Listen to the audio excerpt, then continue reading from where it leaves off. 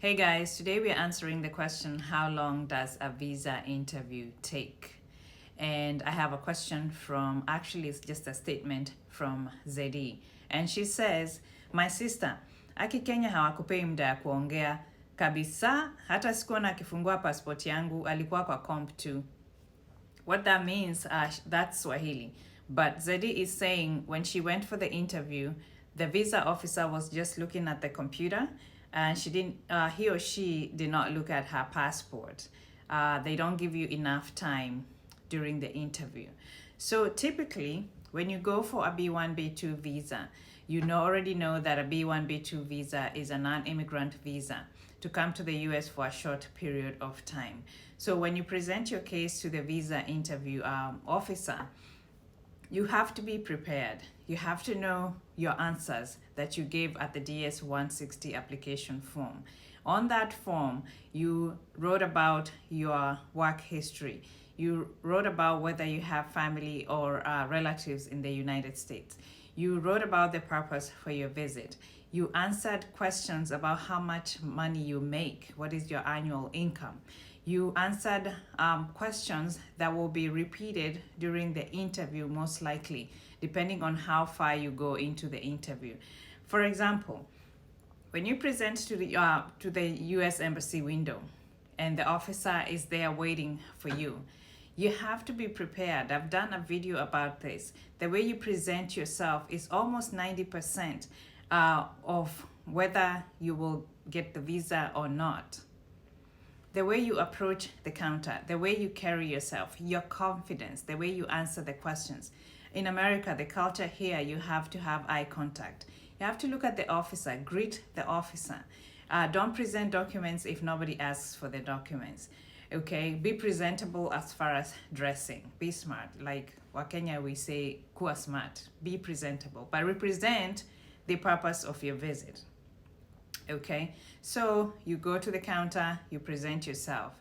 And by the way, the first question, the answer to the first question kind of determines if you're going to get that visa or not. So when you're given the opportunity to speak. Don't give one-word sentences. Don't give one-word answers. The purpose of your visit has got to be strong. Have a strong purpose for your visit. Have strong ties to your home country. When the officer asks you a question, this is your opportunity to give a loaded answer, loaded with information that is necessary for your approval of the visa, not extra stories that nobody cares about. So when you go to the interview, it's like a job interview.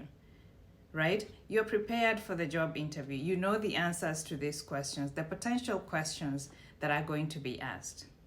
You have prepared yourself. So you're there at the counter and the officer is asking you these questions. Sit straight, have confidence, look them in the eye, have eye contact, smile, smile, smile. Be nice, be presentable. Be calm also. So Zedi anasema, they don't even look at they're just looking at the computer. They are not even looking at her passport. So the reason why they are looking at the computer is because your DS-160 is uploaded on the computer. So they're asking you questions. So in one ear, they're listening to the answers. And on this side, they are confirming your answers whether they match with the DS-160. So it may look like they are neglecting you or they're ignoring you, but they're listening and comparing. They have very short time to make that determination. Should I approve this person or should I deny them the visa? They just met you. They have about 5 minutes to make this determination. So if there are any inconsistencies in your answers, the answers that you're presenting and the answers on the DS-160, most likely you're not going to get an opportunity to explain yourself because they have a lot of people waiting. So know your DS-160, know what's on there, know the answers so that by the time the officer is asking you these questions, you already know. And by the way, if everything, all that information is true, then the truth is the truth is the truth. It doesn't change, right? It doesn't change. So it'll be easier for you to answer those questions. Also, do not give different answers from what's on the DS-160 during your interview, because that's how you're caught in a lie. And the moment they suspect that you're lying or there is any inconsistencies, then that's ground for you being eliminated from that interview or being denied the visa under Section 214B of the U.S. Immigration and Nationality Act. So it might look like you're not getting a lot of time or enough time to explain yourself. But again, it depends on how did you answer that first question? How are you presenting yourself? Are you eloquent? Are you confident? Do you understand what's in your DS-160? Ama somebody else fill the form for you and you have no idea what's on there. And whatever you're saying at the interview is completely different from the DS-160. So those are some of the answers, the questions you should be asking yourself. If you got denied, what was the reason? Like, go back and see. Are you the one that applied? Are you the one that filled the application for the DS-160? Did you have somebody else apply it for you? If so, were you present when they were applying? Did you give them the information and then they completed it for you? Or you just randomly asked somebody to fill in an application for you and you don't even know what's on there? And then when you go to the interview, you have no idea, or you have some slight idea and then you have conflicting answers. I always give this example. Would you have somebody do a job application for you and then you just present yourself to the job interview without knowing what was on the application? No. You would fill in the application, the job application, you would do it yourself. You would know the answers.